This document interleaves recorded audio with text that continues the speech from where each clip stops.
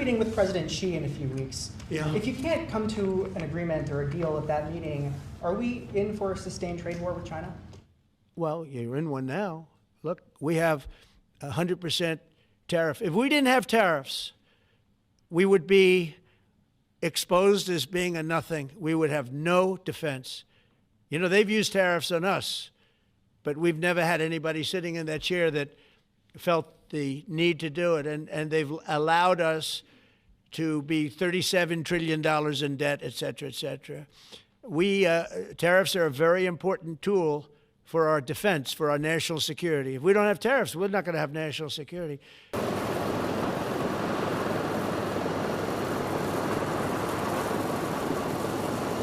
Last Wednesday evening, China announced a sweeping expansion of its export controls on rare earth elements and rare earth processing equipment, as well as technologies related to batteries, vehicles, industrial diamonds, and super hard materials.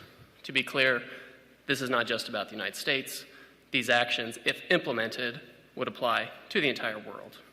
China's announcement is nothing more than a global supply chain power grab. While China has taken a number of retaliatory trade actions against the United States, Europe, Canada, Australia, and others in recent years, this move is not proportional retaliation. It is an exercise in economic coercion on every country in the world.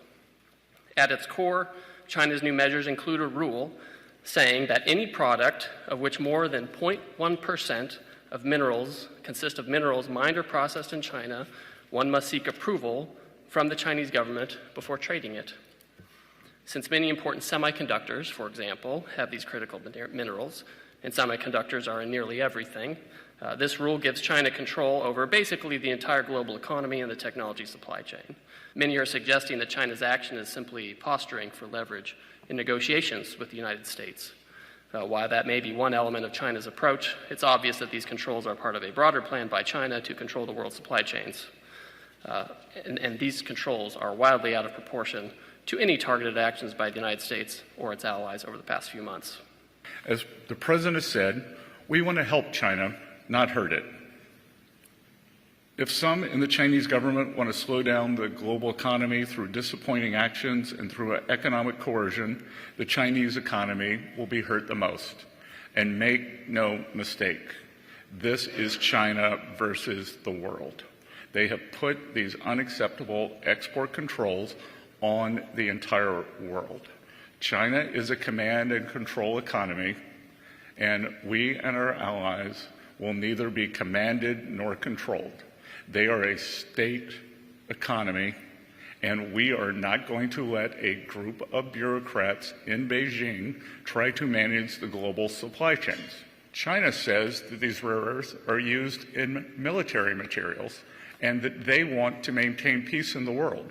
Again, it is the purchase of Russian oil by China that fuels the Russian war machine. China buys 60% of Russian energy. They buy 90% of Iranian energy. So who is fueling the Russian war machine? This individual was very disrespectful, and I'll tell you that we've had 4 rounds of talks, Geneva, London, Stockholm, and Madrid, and both sides approached them with great respect, and this individual did not.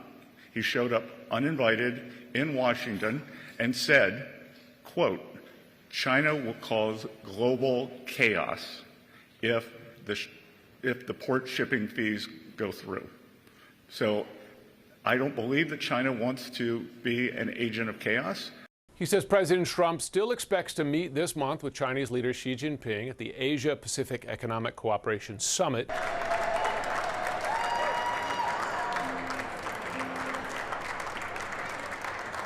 China's highly provocative move comes after we've made significant efforts to de-escalate tensions. While there are substantial actions we could take, we'd rather not. I believe China is open to discussion, and I am optimistic that this can be de-escalated. Ultimately, we are confident in the strong relationship between President Trump and President Xi. We've had substantial communication with the Chinese over the past few days, and we believe that there will be more forthcoming this week. 偷偷告诉大家，我最近发现了新法宝 Royal Face 逆时奇迹系列，它有活肤露、全效精华，还有精华霜。尤其我皮肤比较偏干，所以我非常的注重保湿。保湿做得好，肌肤自然烹润。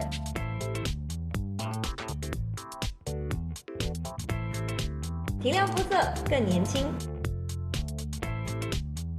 抚平皱纹超有感，而且气色变好。用心保养，每天都更美丽。